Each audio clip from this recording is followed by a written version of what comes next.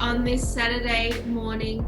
My name is Daisy and I'm the Student Services Supervisor here at MST and Eastern.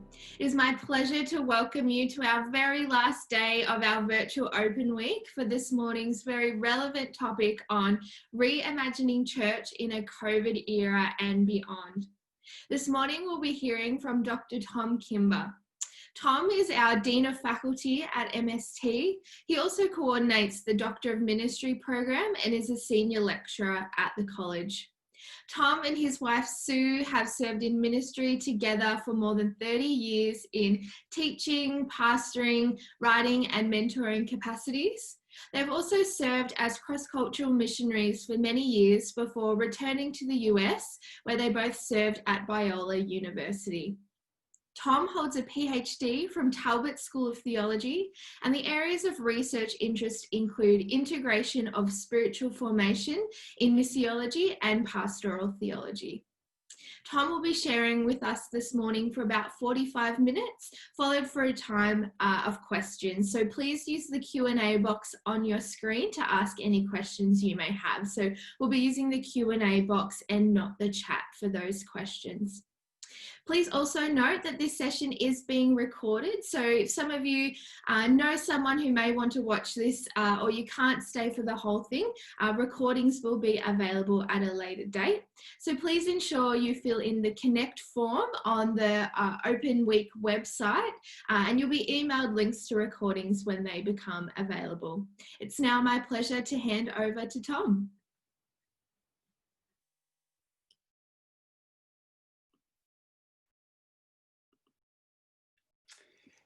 Well, thank you, Daisy. It's good to be with you this morning on this Saturday morning, and I thank you for giving up a part of your Saturday to be with us as we do think about a really relevant topic. As a lecturer at the college who teaches in the area of pastoral care, pastoral theology, and having been a pastor myself, these are questions that I think about pretty frequently these days, and how should we be thinking as pastors, as ministry leaders during this time.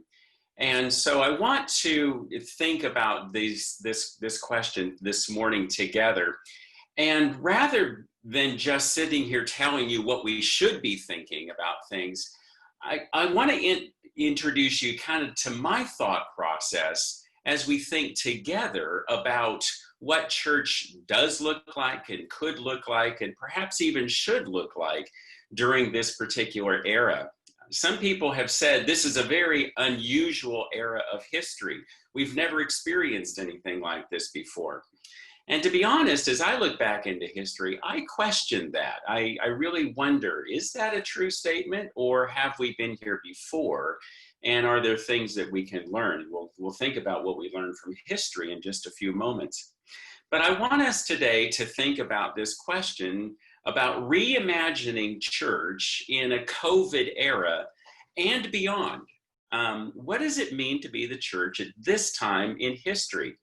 And so I'm going to go ahead and share my screen right now. And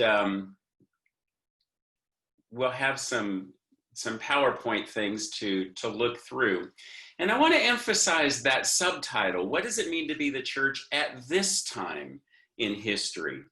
And we think about how we should be responding these days and what life looks like today. And then how does that propel us on into the future?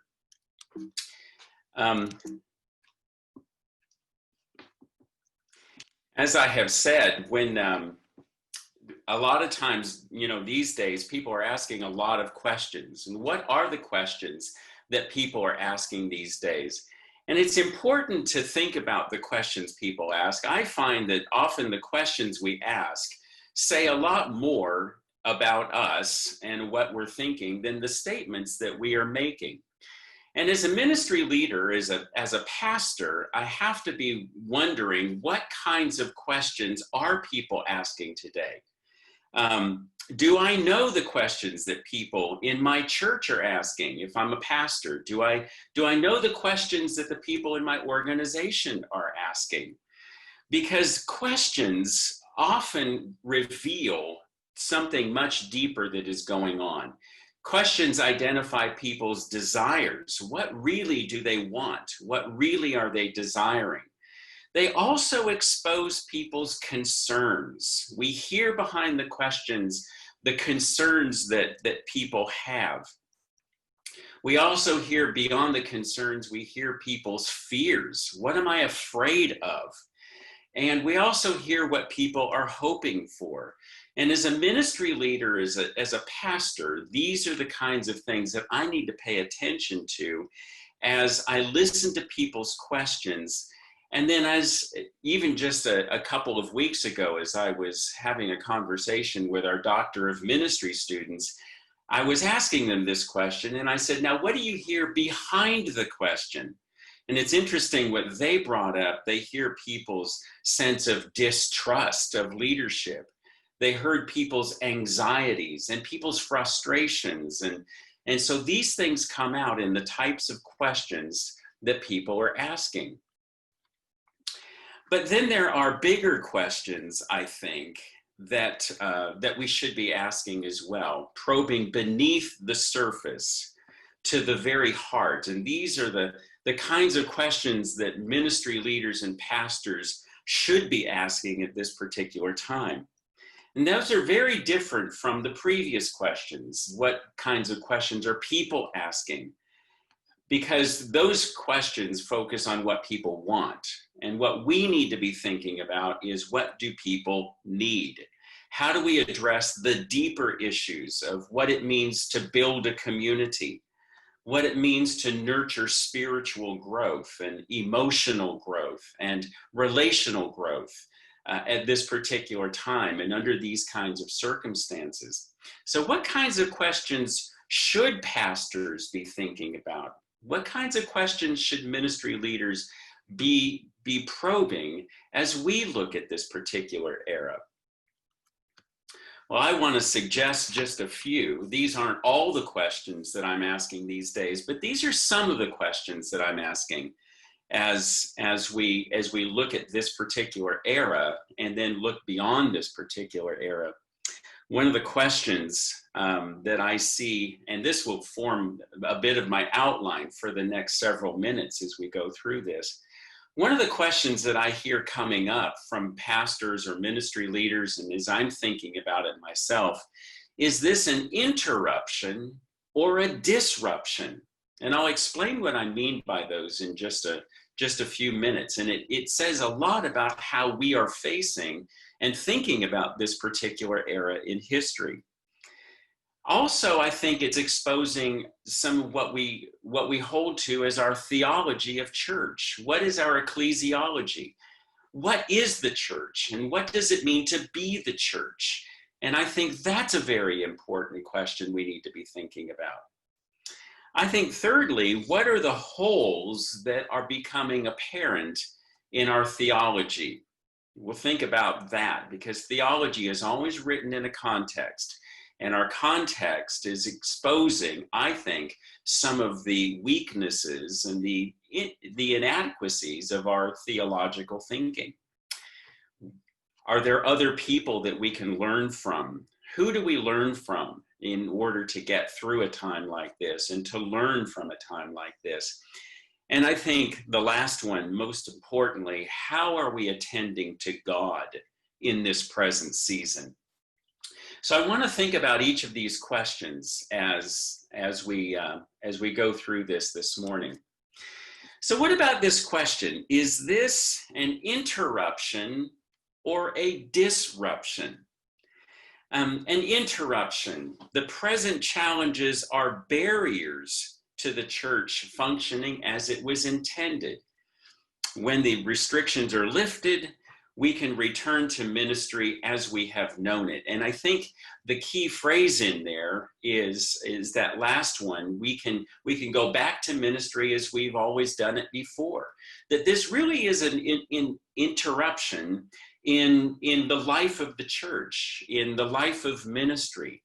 That this is a bit of a barrier, and we've got to somehow work through the barrier so that we can continue doing things as we have always done them before.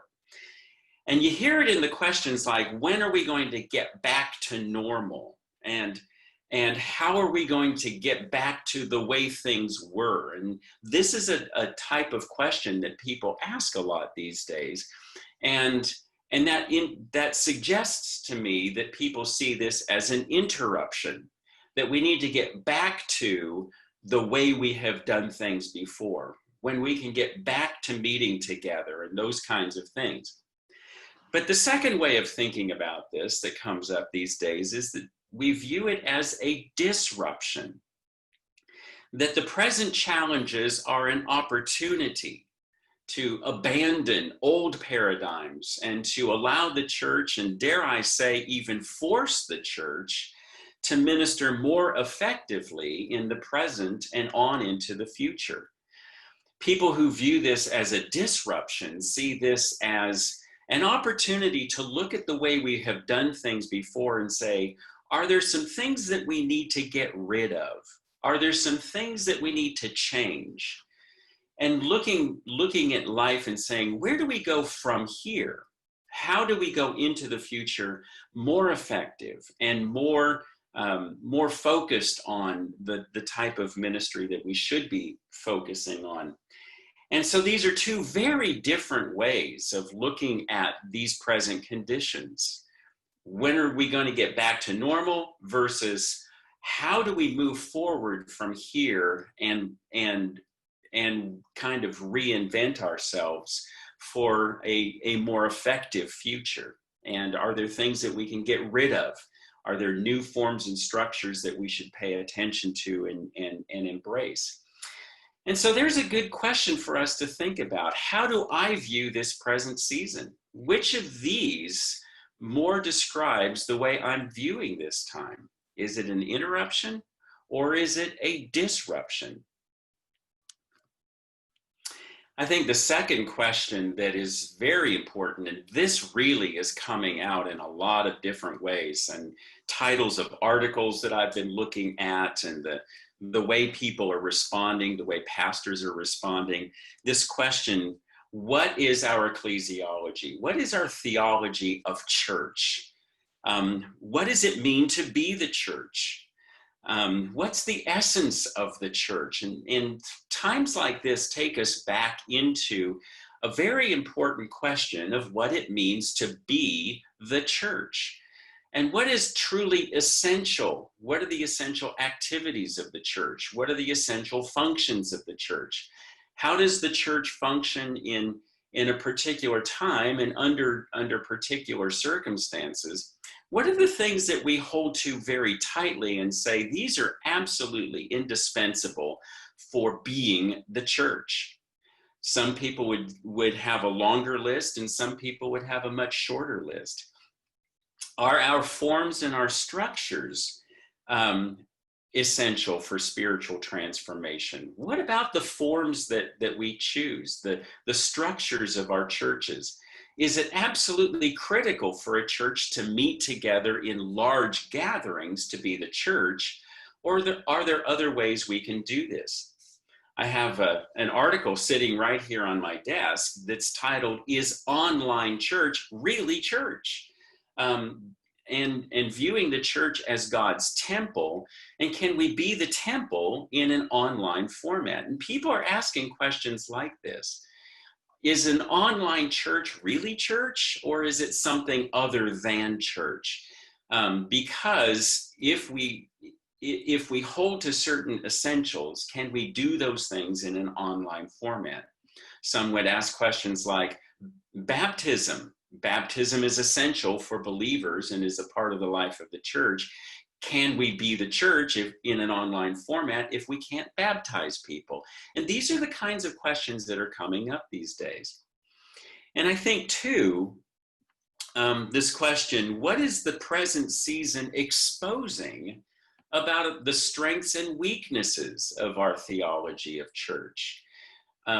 Do we have to be together in these large formats to be the church? But if we can't do that, does that mean that our theology is weak? Does it mean that our theology needs to be rethought through? Does it mean the church no longer exists? These are actual questions that people are asking these days. And so I think we really need to go back and rethink through our theology of what it means to be church under these conditions, because they may be with us for a very long time. And how we think about this will determine the kinds of actions that we take into the future. I think another question, and I've thought about this one quite a bit these days, another question that comes up is this: what holes are being exposed in our theology? What we have to understand is that theology is always being written in a context. And our context gives shape to the creeds and to the confessions of the church, and it gives shape to the theology. It gives the substance of the questions that we ask. The questions that we ask about life, the questions that we ask about God, always come out of our context and out of our experience.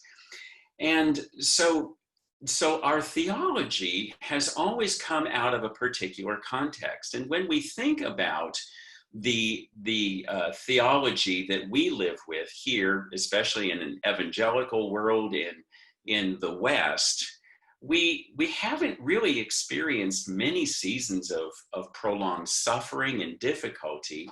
It has been written in a very particular context. And so one of the things that I've been thinking about is this question: do we have a robust theology of suffering? As we are under some pretty difficult conditions, and some people are finding it very, very hard to live under these conditions.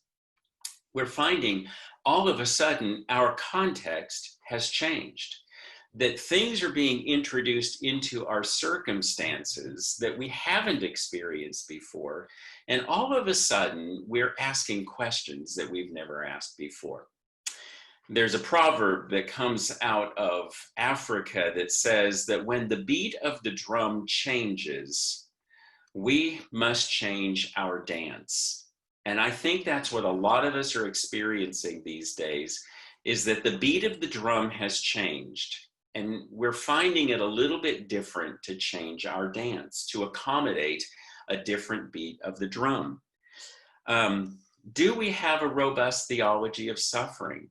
I think it's exposing the fact that we don't really have a robust theology of suffering, as we find ourselves kind of pushing back against this and not really submitting to the circumstances that we live in. I think it's also helping us to reflect on whether there are new forms of mission that we ought to be considering. Are there new opportunities to reach out, to love our neighbor, to care for one another, that we should be considering? And what does that look like under the present circumstances?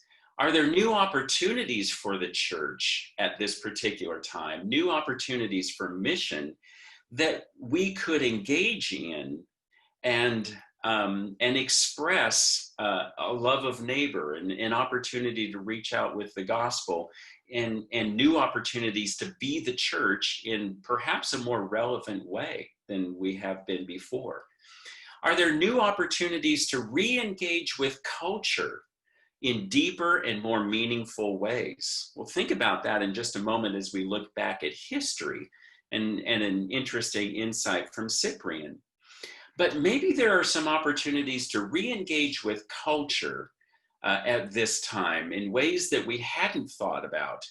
And so our theology, our very practical theology of what it means to live our faith out in the community and in the culture, in very practical and very meaningful ways. And are we thinking about that? So what holes are being exposed in our theology? And I'm sure there are some others: our pastoral theology, our theologies of suffering, our theologies of mission. And I think this is bringing out some new questions that we need to think through in order to engage with the time, with the culture, and with Scripture in a whole new way. Here's another question that I'm thinking about these days too. Every ministry leader doesn't need to have all the answers to all the questions, but what we do need to pay attention to is who are the people that can give me some answers to the questions that I'm asking? Who can I learn from? Who in the global church can teach us about suffering and limitation and restriction? Because these are some of the things that we're experiencing.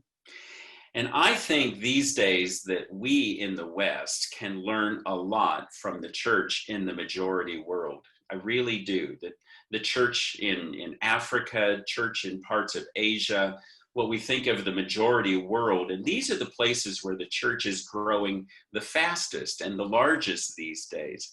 And I think they have a lot to teach us about the conditions that we're experiencing and what it means to be the church under these kinds of conditions. We find that in places in the majority world where the church is growing the most, the fastest, and is really growing these days, that they do live under conditions of restriction, limitation, suffering. These are very common experiences in the church in many parts of Africa, many parts of Asia. And I think they can teach us something that we should pay attention to. When I lived as a missionary myself and worked with house church leaders, one of the pastors made this comment to me when I was making an observation about how they were responding to the conditions where they were serving and where they were ministering and pastoring. And I've never forgotten this statement that he makes. He says, "Isn't suffering a part of the normal Christian life?" There's a statement right there. We see this as unusual and difficult. He says, well, isn't this just the normal Christian life? If we suffer, we follow in the footsteps of Jesus and the apostles. When circumstances are difficult, we must remake ourselves again. And by God's grace, we continue on. And I've never forgotten that as I have faced difficult times in ministry and difficult times in life, that there is this perspective, and we certainly find it in Scripture where Jesus says, in this world you will have tribulation, but I have overcome the world. And so the suffering church, the persecuted church, the limited church, the restricted church, I think, has a lot to teach us about how to respond during these days. And what I experienced and what I observed as I was working under these kinds of conditions years ago is that suffering often produces resilience and a deeper trust in God and a different perspective on community, a different perspective on relationship with God. And I think there's a lot that we could be learning these days from the persecuted church, the suffering church, the majority world church, about how to live under these kinds of conditions. What about learning from history? I think there's a lot that we can learn from people in history, and how has the church faced times like this in the past. Andrew Purvis, a pastoral theologian from Scotland and currently teaching in the States, makes this comment, which I find really informative. He says, the history of pastoral care is largely unclaimed and unknown today. Contemporary pastoral care is, by and large, uninformed by historical practice. And I think that's a telling statement. It caused me to go back and in even thinking about when I was in seminary doing my Master of Divinity degree a number of years ago. And I don't remember ever looking at history and how have pastors pastored in history, in a historical context. We tend to look at it from a very contemporary perspective. But he says, no, let's look back in history and see how people have answered these questions in previous years. And so how has the church historically responded in times like this. Interestingly, Martin Luther faced 3 deadly plagues in his lifetime, and he wrote a lengthy treatise on how to respond at such a time as this. And basically, he was talking about how do we as the church, how do we as individuals care for people at this time, certainly concerned about ourselves and our families and our own health, but how do we care for other people? How do we take care of our neighbor at this time? But he also, I think, made a very important statement in saying that we should not judge one another when somebody responds a little bit differently. Some people respond in a much more self-protective way. Other people are much bolder in getting out and just taking care of people. And he says, that every person stands before God, that we shouldn't judge one another in the way we respond differently at such a time as this. Your circumstances may be very different to my circumstances.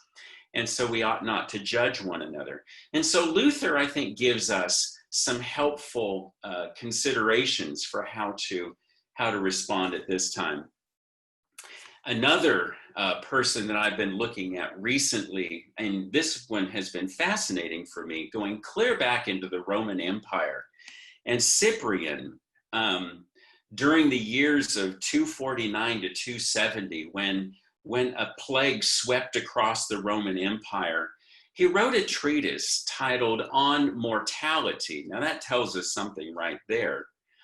And it's a pastoral address to Christians to encourage them about how to respond at such a time as that, when they're living under the plague and people are dying by the hundreds and even the thousands. And 3 basic points that he makes in his writing on mortality. First of all, and I find this really interesting and very true and helpful, that we find a sense of solidarity with all people in our suffering. We are all experiencing this together. The righteous and the unrighteous, the people in the church as well as people outside the church. All of us are experiencing this together, and it gives us a sense of connection with our community in a unique way. And we ought to be thinking about that. How do we live with this kind of connection and care for people who are all experiencing exactly the same thing? Secondly, he says, and we'll think about this one in just a moment as well, that these events reveal the kinds of people we really are. What is being exposed in my soul? What is coming out in my actions, in my thoughts, in my behaviors? What is it really exposing of my sanctification and the places where I need to be sanctified? And what he suggests here too is that nobody is exempt from creation's brokenness. We live in a broken world and nobody's exempt from that. And this is exposing the kinds of people we really are inside. And sometimes, I have to be honest, I'm a little uncomfortable with that, but it's also an opportunity for God to do some of that sanctifying work in my soul. And he says, thirdly, he points to our ultimate future hope in Christ, that we are looking for the fullness of the kingdom. And ultimately, Cyprian says this is an eschatological hope, that we are looking for the fullness of the coming of the kingdom and holding loosely to the things of this world. And isn't that a helpful thought? How tightly am I holding on to this world? And how much is this time causing me to look for the coming of Jesus and look for the fullness of the kingdom, look for the restoration of all things and the redemption of all things through the blood of Jesus' cross? And so Cyprian says, let's let this circumstance cause us to look ahead to the coming of Jesus and live in that ultimate hope. And so I think we do learn some things from history that really help us. These are just a couple of examples, But there are many others that we could look back at and say, here's how the church has responded.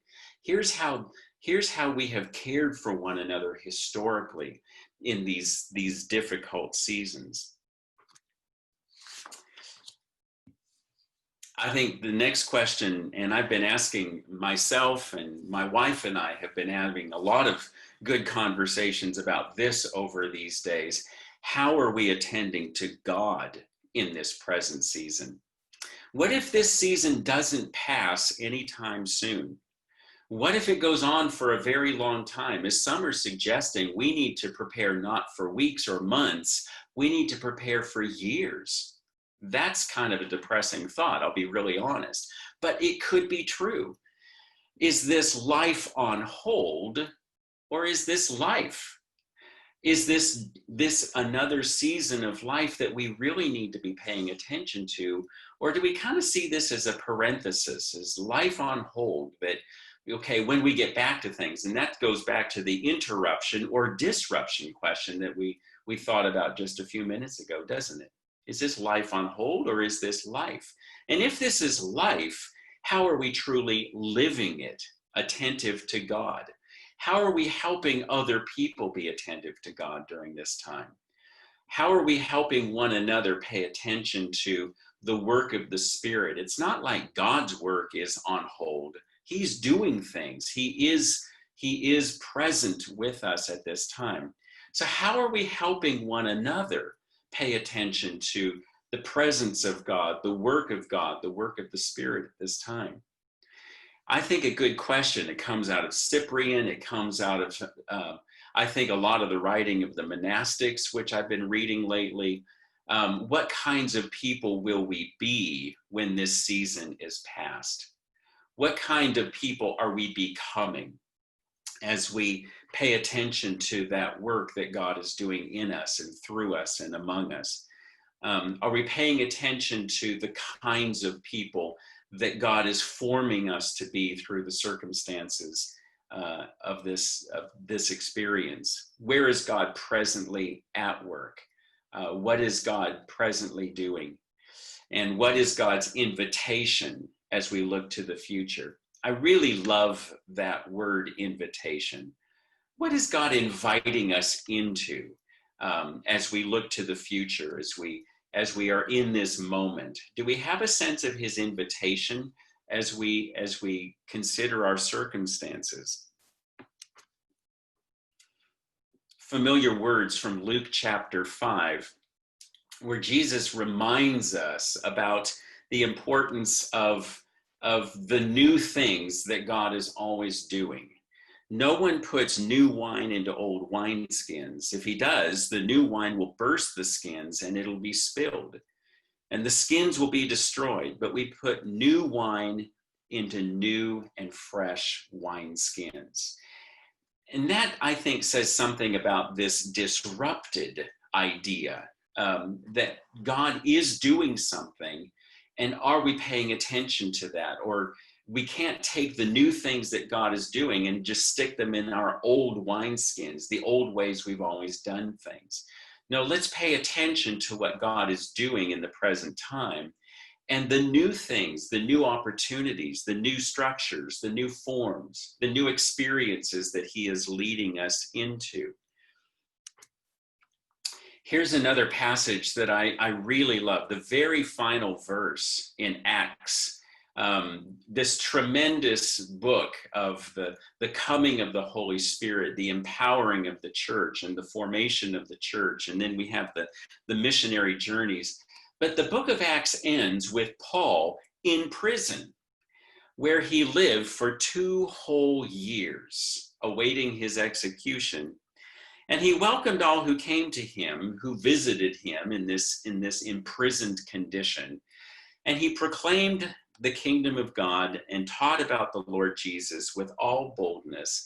And I love the way the book of Acts ends. We see the restrictions, the limitations, the barriers, and Luke reminds us that he ministered without hindrance.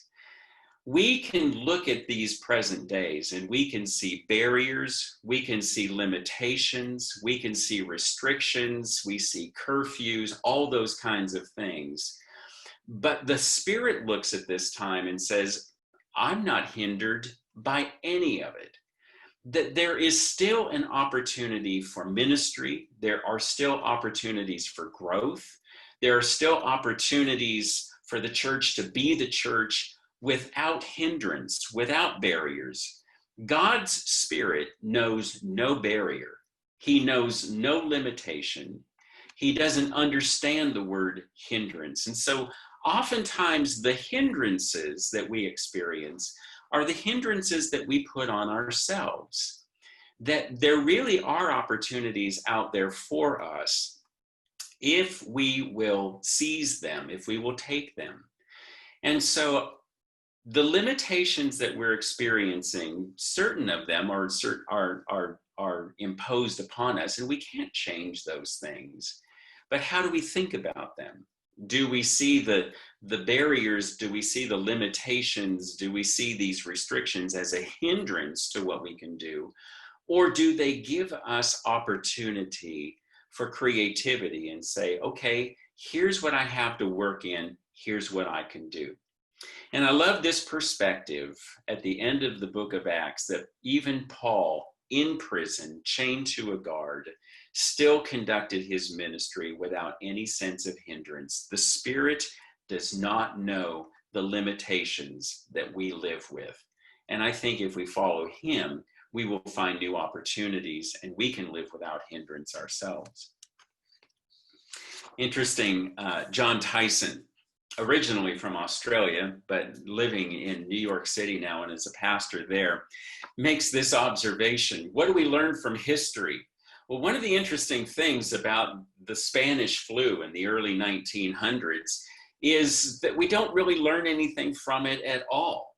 That apparently the world went through this thing, and when it was done, they just went on with it and they didn't really pay any attention to it at all. And I've read recently a couple of studies of the Spanish flu in the early 1900s, and basically they're saying we didn't learn anything from it, that we didn't pay attention to it. And so it's kind of a wasted experience, isn't it? It's a wasted moment. So Jon Tyson makes this observation. He says, the Roaring '20s followed the Spanish flu.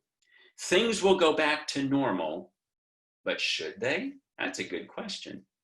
This is a time for deep examination. I like that thought. They just went back to normal, but should they? And we know what the Roaring '20s led to. It led to the Great Depression. But should we just go back to normal? Or should we be rethinking what should life be looking like under these kinds of circumstances? So some questions for reflection as you think through these times and as we look to the future. Is it our desire to go back to a comfortable past and the way things were, or are we open to embracing what God has for us in this season and on into the future? Are we aware of God's invitations? Are we open to what God is doing presently at this time? Are we taking the opportunity to really look at our old structures and say, maybe there are some things that we should get rid of? It's interesting. I've had conversations with people who say, there are some things about the past, about our previous life that I really don't miss. The busyness, the overstructuring of church, the programs and all of that. And some people are saying, I really don't miss that at all. That's an opportunity for reflection to say, are there some things that God is inviting us to let go of and say, let's simplify things a little bit more. Let's do things a little bit differently. And that could be an invitation for us. And then what is God inviting us to embrace? Perhaps a new vision for what church could be, a new way of engaging with neighbor and expressing love in practical ways, new opportunities for ministry in our culture. One of the things that I'm discovering is that a younger generation that is more connected through technology has a lot to teach us about how to stay connected using technological advances and social media and things like that. There might be something in there that we could pay attention to. Although some people would say, well, is that really the church? Well, there's an interesting question. But is God inviting us to let go of some things and embrace some new things as we look on into the future? These are some of the questions that I am thinking about as I consider this time. We're still very much in the midst of it, and I don't think it's going to go away for a while. But these are the questions that are forming a lot of my thinking these days as I consider what should the church be in a COVID era and beyond this COVID era. How is God remaking us, reforming us to be a more purified church, a more effective church, a holier church? We are still the bride of Christ, and he is perfecting and beautifying us through these circumstances. I suppose my question is, are we resisting it or are we embracing it? So I will go back and get rid of that and stop sharing my screen so that I'm back here. And I'm happy to take any questions. So Daisy, if you have any questions that you or anybody else would like to ask, happy to answer any questions that you might have about this or anything else that comes up along these lines. Any questions, Daisy? Sure. Thanks, Tom. And really great questions to consider at this time. We've had a few come through, but if you do have any questions, please feel free to put them through the Q&A box. One question you briefly touched on, we're talking about Martin Luther, but how do we become better at supporting others in times of crisis when we ourselves aren't feeling strong at all? That's a great question, because we've all experienced that, haven't we? That, yeah, how do I reach out to somebody else when I'm not feeling great myself? You know, it's interesting. I was reading just a few days ago about the life of St. Francis of Assisi, who kind of faced the same kind of a thing. And he found that as he was reaching out at that time to people with leprosy, the leprosy affected peoples, he said, in embracing them, I was embraced. And sometimes in ministry, we find that as I reach out to another person, I find that God, through his Spirit, reaches out to me and cares for me through that experience. One of the things that I have realized during this season is how much more attentive I've had to be even to the nurture of my own soul, paying even greater attention to those times in prayer, times in meditation, and nurturing my own soul, because that has to be a priority. And I find that sometimes when I'm in that lowest of places, and let's admit it, we all go through those times, don't we? It's one of the experiences, what we call the Corona coaster. We're up and we're down, and we're up and we're down. And I've found that it's important to nurture my own soul during this time and to pay attention. Spiritual disciplines are more important to me now than ever before, and paying attention to times of prayer, times in meditation. But I would say this too, be honest. If there are other people that you can be honest with and say, I'm just having a pretty rough day these days. Can you pray for me? And I think the honesty to be able to talk about that with other people and to say, I'm not in a great spot today. And I think that's helpful as well. Let's be honest. I'll be honest too, Daisy. I have been thinking about this recently, about the importance of lament. Lament is very biblical, and lament moves us into a place of healing and be honest with God and just say, this is a hard, hard time. And so I've actually spent a lot of time in Lamentations in my time in meditation these days, and have found that to be enormously helpful, to just bring some of those feelings to God and just say, this is how I'm feeling, and I don't like it. It hurts. I've had to let go of some things. I've had to release some things. And so I think that the ministry of lamenting has been really helpful, and it's something that I've shared with other people, and they found it helpful as well. So I think a sense of honesty, a sense of paying attention to what is going on inside myself, but I do find too that when I reach out to other people and care for them, that is somewhat nurturing to my own soul as well. Really good. And you've kind of answered this one in talking about the Corona coaster a little bit, but a good question is, how do we kind of reconcile the tension and I guess find the balance between seeing this season as an opportunity for new things and new ways of doing things, but also processing that grief at the same time?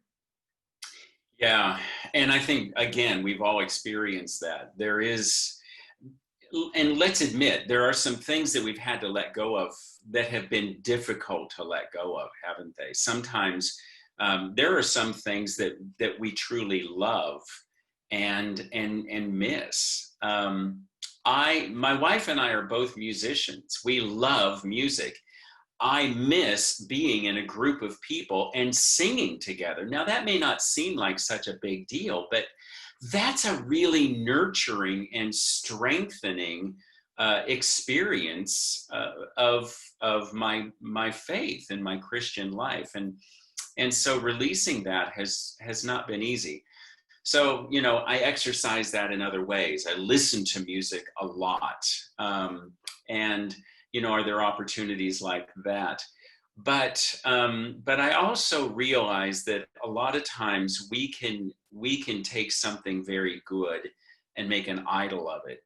And the words of Corrie ten Boom come to my mind in this, that I'm learning to hold all things loosely because it hurts when God pries my fingers away from them. And that's part of the maturity of the Christian life. John of the Cross talks about the dark night of the soul, where we are asked to hold even our experiences loosely, because God wants to give us something greater, something richer and a deeper experience of Him. And so I think when we gain that perspective, I think about even the image of the snake in the Old Testament, this thing that was a token of healing. Look to the serpent and you will be healed. And over time, they worshiped that thing. And then God had to say, no, I want you to break that thing up. I want you to get rid of it. And so again, something that was useful in one era becomes an idol in another era. And I think those are good questions for us to ask. Have I made an idol of this thing that was good, but maybe I'm holding too tightly onto it? And yeah, sometimes it's painful, but recognizing that God is leading us into a better place, a promised land, as it were, I think helps. Really good. And a question that's just come through kind of on that is, do you think Zoom could become an idol? Not for me. I think I'm tempted to say it's a curse, but I do see the blessing of it. I think anything can be. It's easy to fall back on it. It'll be interesting to see what happens to Zoom when this season is over. Are we still going to hold on to this thing? Could Zoom become an idol? I don't know. I'm going to have to think about that. Not for me, it's not. So good. So we've got another question here on resources. So are there some books about churches in the majority world and their experiences with theology and responses of suffering that you could recommend? Gosh, that's a great one. I am tempted to get up right now and walk over to my stack of books over there, but I'm not going to do that. Um, wow, my mind is just suddenly blank on that. Um, you tend to find them, I think, more in the mission world, and some of the current writers in missiology are coming up. There's a great encyclopedia in 2 volumes that has just recently come out on the church in the global south. Is it called Voices of the Church in the Global South? It's published by Roman and Littlefield or something like that out of the States. But it's a significant volume, and it's a very recent volume. It only came out about a year or so ago. And my guess is they've got some fantastic articles on because it is all coming out of the majority world and the global south. And so and I would think that volume, edited by a man named Mark Lamport, would be really helpful. But typically, you're going to find some of these stories more among the mission writers, missiologists. Timothy Tennant is another writer who does a lot of listening to the majority world. His experience was in India, but he has been encouraging the church for years to listen to the majority world church, and is very, very good about that.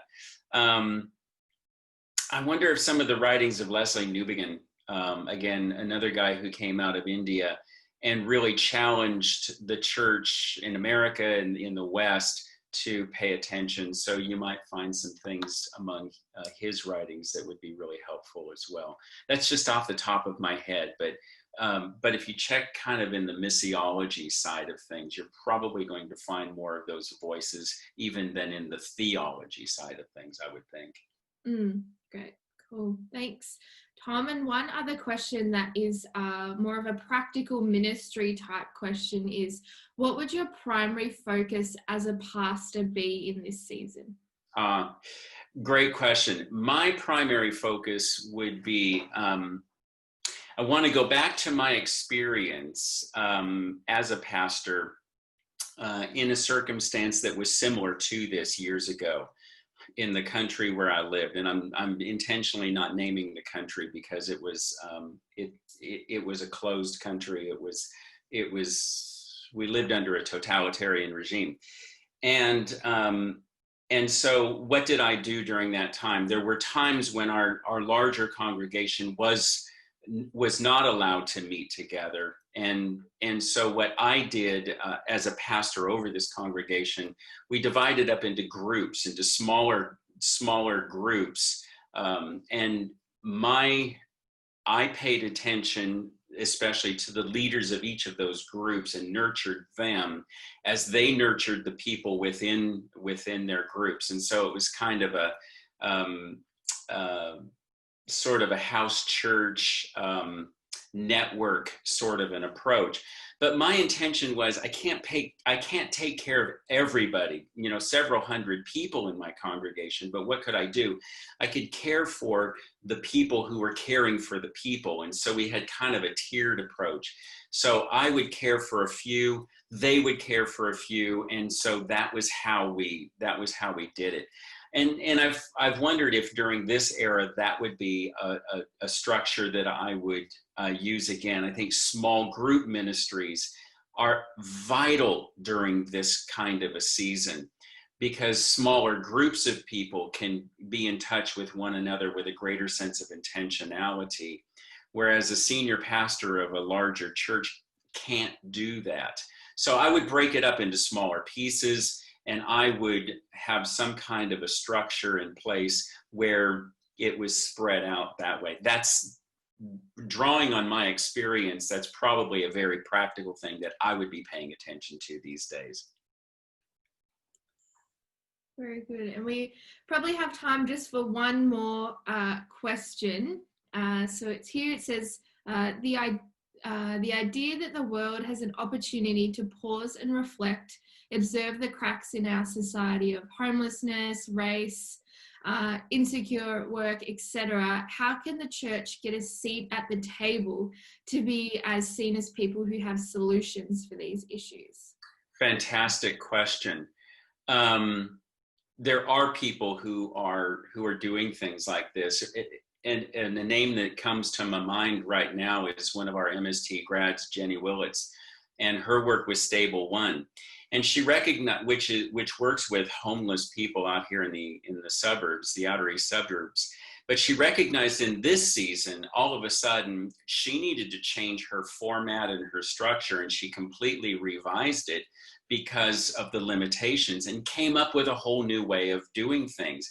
And what you discover is when you do that and people find, oh, this is a ministry that's working, people actually come to her and say, can you help us think this through? And she's got some great ideas. And part of it is simply doing it and getting the experience of being involved in with whether it's homeless or people who are experiencing some really traumatic issues at this particular time. I think a lot of it, Daisy, we start just right where we are. Who is there in your church that is experiencing hardship? And we start at that level and caring for them. And I think it's okay for people in the church to go to agencies, who are the social service agencies that provide care, and say, I have something to offer. We have something that we can bring to this. Can we be a part of this? And I've known a lot of people in churches over the years who simply get involved in community organizations, civic organizations, because I can bring that love of Jesus into that conversation and simply get involved in the community. And that's a great opportunity, I think, for people to take what we're learning in church, bring it into the larger question. Going back to what Cyprian says, we're all in this together. So how do we engage with the larger society? Sometimes it's simply taking that step and saying, we have something to offer. I know somebody, for example, who is very involved, has an interest in mental health, and has been involved in mental health hotlines, saying, as a Christian counselor, I have something to offer here. And so takes that step and offers her experience and her expertise, and is having a dynamic ministry in that kind of a format. Thanks. So I'm very encouraging, and just start with what you have. And there's lots of messages of thanks for you for sharing with us this morning. So thank you again, Tom, for sharing those timely insights and questions for us to consider. And thank you everyone for joining us today. This concludes our seminar webinars for our virtual open week, but we have one final session, which is our student meet and greet. So if you are considering studying at Melbourne School of Theology or Eastern College Australia, I would encourage you to join us at 11:30 today for the student meet and greet to get a student's perspective. And if you're considering study as well, we'd encourage you to book an appointment with one of our student services team using the link that we've put in the chat. I would love to chat with you personally about study options and any queries that you may have. So thank you again. God bless you and have a lovely day.